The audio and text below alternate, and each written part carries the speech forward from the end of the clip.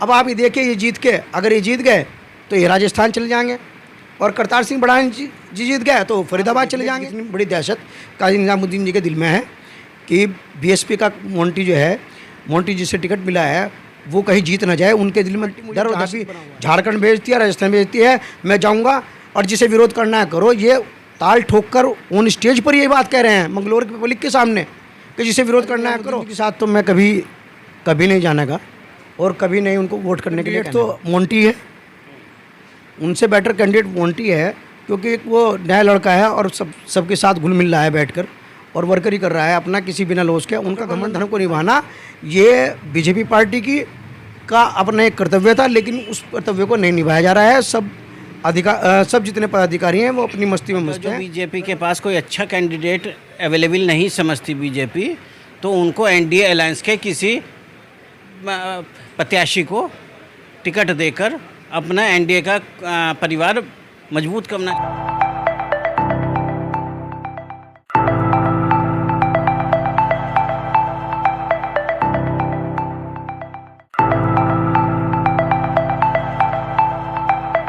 चाहिए आपका दृष्टि न्यूज़ में मैं आपके साथ संदीप गोयल। दोस्तों, जैसे कि आपको पता है कि हम समय समय पे आपकी मुलाकात करवाते रहते हैं, आज भी हम आपकी मुलाकात करवाने जा रहे हैं ऐसे शख्स से जो कि भारत सरकार में सलाहकार है और साथ ही मंगलौर की राजनीति में बढ़िया पकड़ रखते हैं और मंगलौर में 4 बार के सभासद हैं, तैयारी कर रहे हैं चेयरमैन के लिए।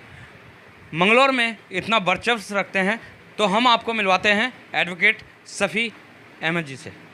नमस्कार सफ़ी जी। नमस्कार जी।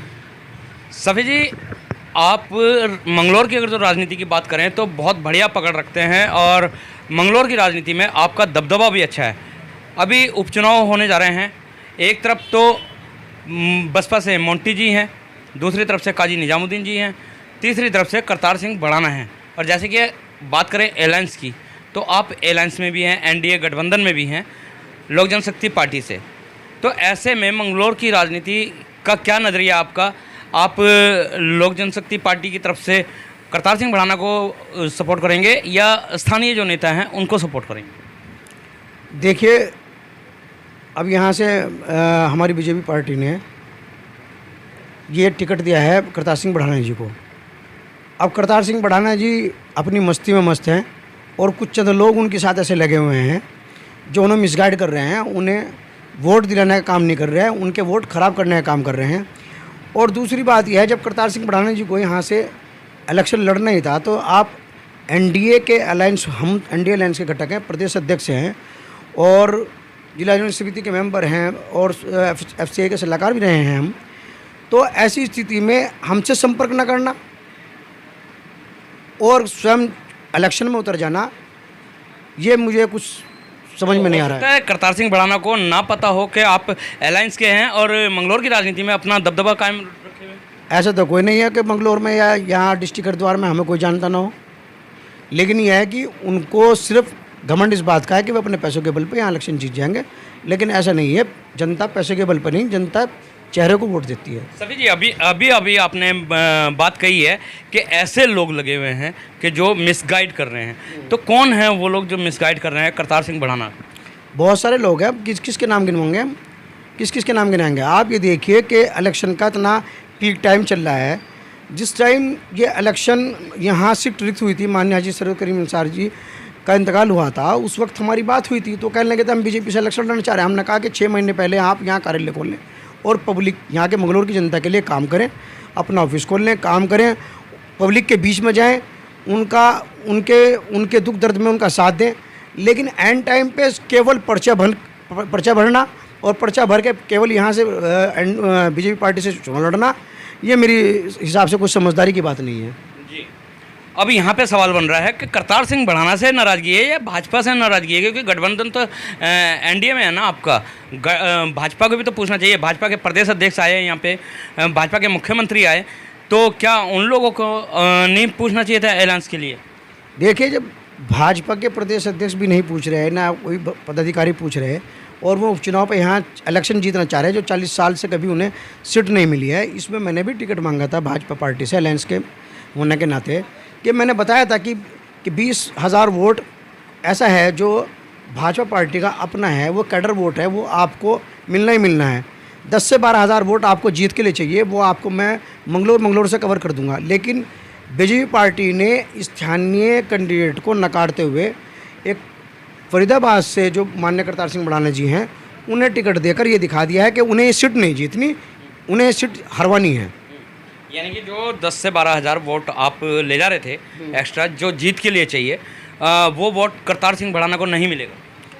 कैसे मिल जाएगा? अब आप ये देखिए कि जब ये हमें अपने एनडीए में अलायंस मानते हैं, उनका हिस्सा है हमारा भारत सरकार में, अलायंस भी हैं हम, तो अलायंस से भी बैठकर बात करना भी ये गवारा नहीं समझ रहे हैं। इसका मतलब ये है कि ये अपने घमंड में है और अपने घमंड की वजह से ये इलेक्शन हारेंगे।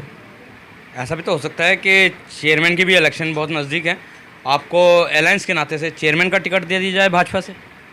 मैं कहता हूँ ना दे टिकट, मैं जब भी लड़ूंगा इलेक्शन। और दूसरी बात यह है कि हमेशा गठबंधन धर्म का पालन करना चाहिए। अगर आप टिकट भी नहीं, मेरी ये भी नहीं है कोई कि भाई मेरा उनसे कोई ये है कि मुझे टिकट नहीं दिया इसलिए मैंने नाराज़ गया, ऐसा नहीं है। लेकिन मान सम्मान सबको चाहिए।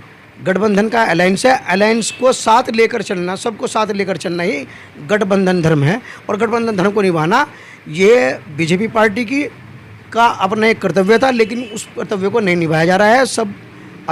सब जितने पदाधिकारी हैं वो अपनी मस्ती में मस्त हैं। गठबंधन धर्म को कहीं नहीं पूछा जा रहा है और इससे गठबंधन धर्म की अवहेलना हो रही है। और दूसरा एनडीए अलायंस को जो है नज़रअंदाज किया जा रहा है, ये भी सही नहीं है।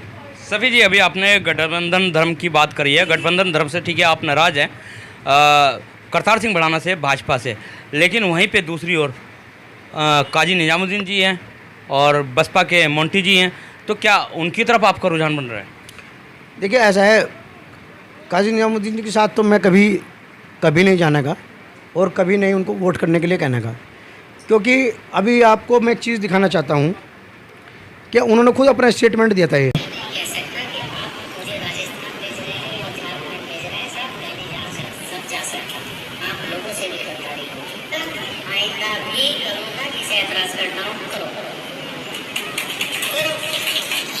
अब आप ये देखिए, मंगलोर की जनता उन्हें इलेक्शन लड़वाती है, मंगलोर की जनता उन्हें इलेक्शन जिताती है, फिर उसके बाद ये राजस्थान चले जाते हैं। फिर अगर मंगलोर की पब्लिक ये पूछती है कि आपको मंगलोर की जनता ने जिताया, आप मंगलोर की जनता के विकास के लिए, मंगलोर के क्षेत्र विधानसभा क्षेत्र के विकास के लिए काम करें, तो ये माइक पे खड़े होकर कहते हैं कि देखिए पार्टी मुझे जहाँ भी झारखंड भेजती है, राजस्थान भेजती है, मैं जाऊँगा और जिसे विरोध करना है करो। ये ताल ठोक कर ऑन स्टेज पर ये बात कह रहे हैं मंगलोर की पब्लिक के सामने कि जिसे विरोध करना है करो। तो आप ऐसा कर लेना कि 2 साल कि आप राजस्थान से इलेक्शन लड़ लेते हैं, आपको मंगलोर की ज़रूरत क्या हैगी? आपको सिर्फ वोट के लिए मंगलोर की ज़रूरत है, यहाँ के विकास के लिए मंगलोर की ज़रूरत नहीं है। पहले जो राजनीति क्या करते थे लोग बाग, वो जनता के विकास के लिए, अपने शहर के, अपने विधानसभा क्षेत्र के विकास के लिए, दबे कुचलों के लिए, दबे कुचलों को न्याय दिलाने के लिए क्या कहती है। अब राजनीति जो हो गई है एक व्यापार बन गई है और अब व्यापार, राजनीति के माध्यम से व्यापार किया जाने लगा है।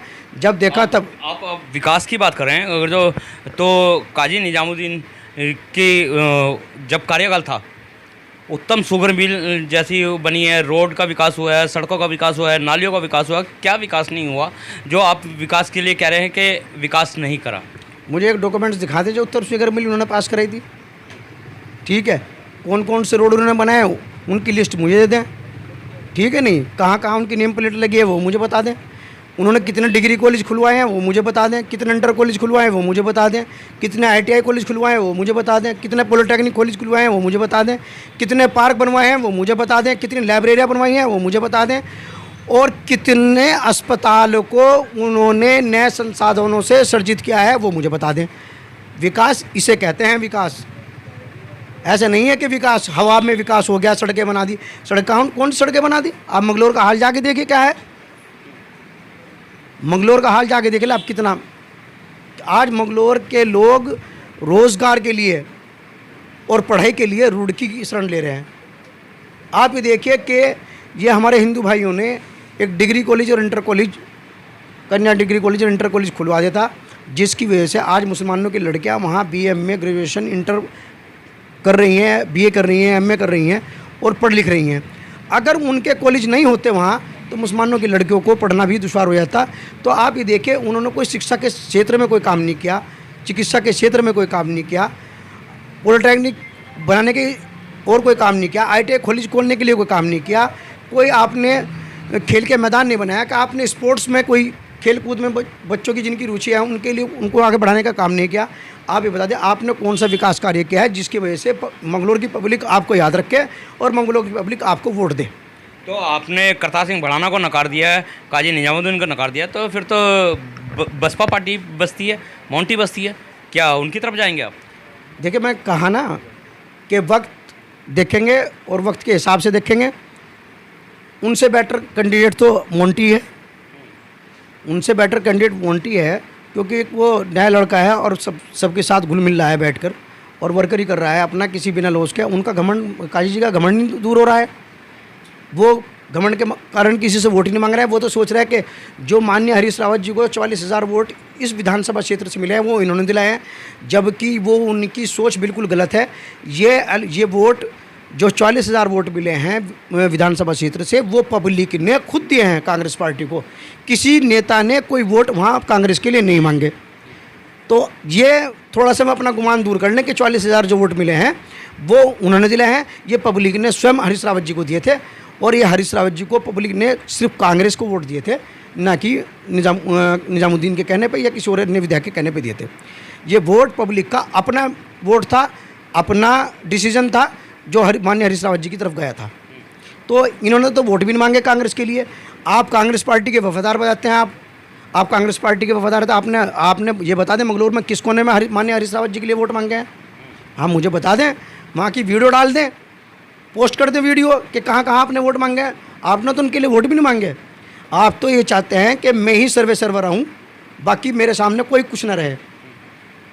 तो आप अपना आप को सर्वे सर्वर समझ रहे हैं, लेकिन आप ध्यान रखें अल्लाह की लाठी में आवाज़ नहीं होती है।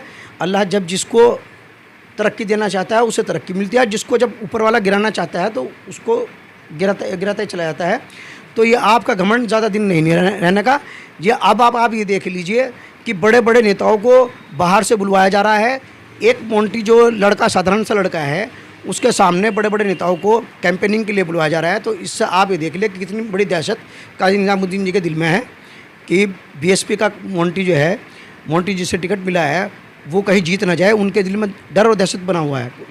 तो बार बार वो बाहर से कैंपेनिंग करने के लिए बाहर स्टार प्रचारक मंगा रहे हैं। तो आप ये देख लीजिए कि वहाँ किस जगह स्टैंड कर रहे हैं हमें। तो इनसे बेहतर स्थिति तो मोंटी की है। अब आप ये देखिए, ये जीत के अगर ये जीत गए तो ये राजस्थान चले जाएंगे और करतार सिंह भड़ाना जी जीत गए तो फरीदाबाद चले जाएंगे। तो अब आप बताइए कि पब्लिक की ऐसी स्थिति में पब्लिक कहाँ जाएगी? या तो वो राजस्थान जाएगी या फिर फरीदाबाद जाएगी। तो पब्लिक तो फिर खाली हाथ रह जाएगी, पब्लिक तो ठगी से ठगी रह जाएगी। मंगलौर की पब्लिक को मंगलौर के नेताओं ने सिर्फ राजनीतिक रूप से ठगने का काम करा है।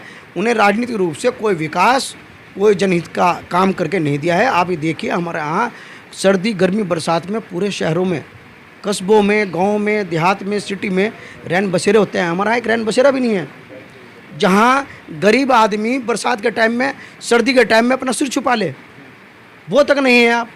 आप ये देखिए तो इस मंगलौर के लिए इन्होंने क्या क्या है ये बता दें आप, जिसकी वजह से इन्हें वोट दिया जाए। मैं तो यही अपील करूँगा मंगलौर की जनता से कि मंगलौर की जनता सोच समझ के वोट दे। ये उपचुनाव है, क्योंकि ये उपचुनाव में जो भी वोट जीतेगा इसके अंदर वो 2 से 2.5 साल पीरियड टाइम पूरा करेगा। लेकिन अगर वो गलत हाथ में विधायकी चली गई तो उसका विकास नहीं हो पाने का, और सही हाथ में विधायकी चली गई तो विकास होगा मंगलौर का। मंगलौर का विकास बड़े लंबे टाइम से रुका हुआ है। मंगलौर के विकास की तरफ किसी की नज़र नहीं है। तो मैं चाहता हूँ कि मंगलौर का विकास हो, मंगलौर की जनता विकास के नाम पे वोट दे, मंगलौर की विधानसभा क्षेत्र के विकास के नाम पर वोट दे, सड़कों के नाम पर वोट दे, स्कूल कॉलेजों के नाम पर वोट दे, शिक्षा स्वास्थ्य के नाम पर वोट दे, अपने बच्चों के भविष्य के नाम पे वोट दे, फैक्ट्री और रोज़गार के नाम पे वोट दे। आज के टाइम में रोज़गार बहुत बड़ी समस्या है। तो पब्लिक इस चीज़ को, शिक्षा और रोज़गार, इस चीज़ को देखकर वोट करे और वोट में एक अच्छे कैंडिडेट को जिताने का प्रयास करें। और जो जनता के बीच में बैठने वाला हो, जनता को सुनने वाला हो, जनता को समझने वाला हो, जनता के साथ चलने वाला हो, ऐसे कैंडिडेट को वोट दें। और मोंटी, जहाँ तक मेरा अंदाजा है, मोंटी इस तरह का लड़का है कि जो साथ में पब्लिक को लेकर चल सकता है, पब्लिक का विकास कर सकता है। और आप ये देखिए, अभी एक माननीय पत्रकार महोदय ने अजीत जी का इंटरव्यू लिया था, जिसमें उन्होंने पत्रकार महोदय ने ये पूछा था कि आपका 2024 को लेकर आपका क्या टारगेट है? तो उन्होंने कहा मेरा कोई टारगेट 2024 के लिए नहीं, 2027 के लिए है। तो मान्यवर, आप जब आपका 2027 के लिए टारगेट है और आपने कहा कि इस सीट के जीतने से या ना जीतने से बीजेपी के अंकों पे कोई फ़र्क नहीं पड़ने का, तो जब ये सीट जीतने या न जीतने से अंकों को फ़र्क नहीं पड़ने का, तो आप लड़ क्यों रहे हो? आप 2027 की तैयारी करो, 2024 की तैयारी क्यों कर रहे हैं आप? जब अंकों पे फ़र्क नहीं पड़ने का, आपको तो ये भी नहीं पता कि विधायक का प्रोटोकॉल क्या होता है। पक्ष हो या विपक्ष हो, प्रोटोकॉल उतना ही होता है विधायक का, और विधायक को उतनी पावर होती है विकास कराने की। विधायक को उतनी निधि मिलती है, उतनी तनख्वाह मिलती है, पक्ष वाले को भी और विपक्ष वाले को भी। तो आप चाहते ही नहीं विकास कराना, आप तो 2027 की तैयारी में लग रहे हैं, आपके इंटरव्यू से जाहिर हो रहा है। तो आप 2027 की तैयारी करें या कोई बड़ा एमपी का इलेक्शन लड़ें। क्यों है आप छोटे मोटे इलेक्शन में, 2 साल के इलेक्शन में आप इस 2 साल के इलेक्शन में आप अपने आप को इसमें इन्वॉल्व करना चाहते हैं? आप 2027 का इलेक्शन लड़ें या किसी एमपी का इलेक्शन लड़ें। तो मेरी तो रिक्वेस्ट ये है कि मंगलौर की पब्लिक से कि मैं विकास के नाम पर, रोजगार के नाम पर वोट करें और अपने मंगलौर के विकास के लिए, अपनी मंगलौर की बेहतरी के लिए वोट करें। तो सफ़ी जी की तो बात आपने सुनी है हमारे साथ। तो हमारे साथ मौजूद है एडवोकेट मयंक गोयल जी, जो कि भाजपा में बढ़िया पकड़ रखते हैं और काफ़ी सालों से भाजपा में है। तो इनसे भी जान लेते हैं मंगलौर के उपचुनाव में इनका क्या राय है। करतार सिंह भड़ाना जी को टिकट मिली है मयंक जी, तो क्या ये सही है या गलत है? बीजेपी ने बहुत सोच समझ कर टिकट दिया होगा, लेकिन जो कार्यकर्ताओं के मन में बात है कि किसी लोकल प्रत्याशी को टिकट मिलना चाहिए था। दिनेश पवार जी भी अच्छे ऑप्शन थे, उन्हें भी पिछली बार अच्छे वोट मिले थे। अगर जो बीजेपी के पास कोई अच्छा कैंडिडेट अवेलेबल नहीं समझती बीजेपी, तो उनको एनडीए अलायंस के किसी प्रत्याशी को टिकट देकर अपना एनडीए का परिवार मजबूत करना चाहिए था। और बाहर के कार्यकर्ताओं से प्रचार करवाने से अच्छा है कि लोकल के एनडीए और बीजेपी के लोकल कार्यकर्ताओं को जोड़कर उनसे प्रचार करवाया जाए, तो बीजेपी को जीत मिल सकती है। लेकिन बाहर के कहाँ हैं बीजेपी के जो अंदर लोकल वहाँ पे हैं मंगलौर में, वही प्रचार कर रहे हैं करतार सिंह भड़ाना जी को? तो नहीं, बाहर के कार्यकर्ता भी बीजेपी ने बुला रखे हैं, और लोकल जो उनके कार्यकर्ता हैं या एनडीए के अलायंस लोग हैं, उनको तवज्जो नहीं मिल पा रही है। हो सकता है भाजपा ने ये सोचा कि लोकल जो कैंडिडेट हैं ना खरा उतर पाए मंगलौर में, क्योंकि इतिहास रहा है कि भाजपा कभी भी मंगलौर में नहीं जीती। ये सोच बनाते हुए भाजपा ने टिकट करतार सिंह भड़ाना को दिया हो, क्योंकि मजबूत है, प्रबल है और 6 साल पहले भी आ चुके हैं यहाँ पे। तो हो सकता है सीट करतार सिंह भड़ाना निकाल दें। मंगलौर विधानसभा को ऐसा प्रत्याशी चाहिए जो पढ़ा लिखा हो, लोकल समस्याओं का ज्ञान रखता हो। भारी प्रत्याशी को ज़मीन से जुड़ी समस्याओं का पता नहीं होता है, इसलिए बीजेपी को किसी लोकल प्रत्याशी का टिकट देना चाहिए। सिंह भड़ाना तो कहते हैं कि जो मंगलौर विधानसभा की अगर तो बात करें, तो उनको जितनी भी लोकल समस्या है सभी का पता है, क्योंकि वो लोकल नहीं है, वो अपने आप को यहीं पे बता रहे हैं। और ये भी बोल रहे हैं कि अगर तो मैं जीत जाता हूँ तो यहीं पे झोपड़ा डाल के रहूँगा मैं। वो तो सही है, लेकिन जीतने के लिए लोकल कार्यकर्ताओं को तो जोड़ना ही पड़ेगा, एनडीए के अलायंस को तो जोड़ना ही पड़ेगा। बिना लोकल कार्यकर्ताओं को सम्मान दिए या एनडीए के अलायंस को अपने साथ ना जोड़कर जीतना बहुत मुश्किल होता है, क्योंकि अब तक काफ़ी टाइम से बीजेपी इस सीट पर हारती चली आ रही है। जी, तो सुना आपने सबसे बड़ी जो भाजपा की कमी बताई कि बाहर के प्रत्याशी को टिकट ना देके लोकल ही प्रत्याशी को अगर जो टिकट दिया जाता है, और भाजपा की नज़रों में लोकल प्रत्याशी नहीं था, तो अलायंस में जो एनडीए सरकार में अलायंस में है उन्हीं को किसी को टिकट देते तो शायद हो सकता है मंगलौर की सीट जीत भी सकते हैं। तो इसी तरीके से मिलवाते रहेंगे खास शख्सों के। जब तक के लिए दीजिए इजाज़त। जय हिंद, जय भारत, जय उत्तराखंड।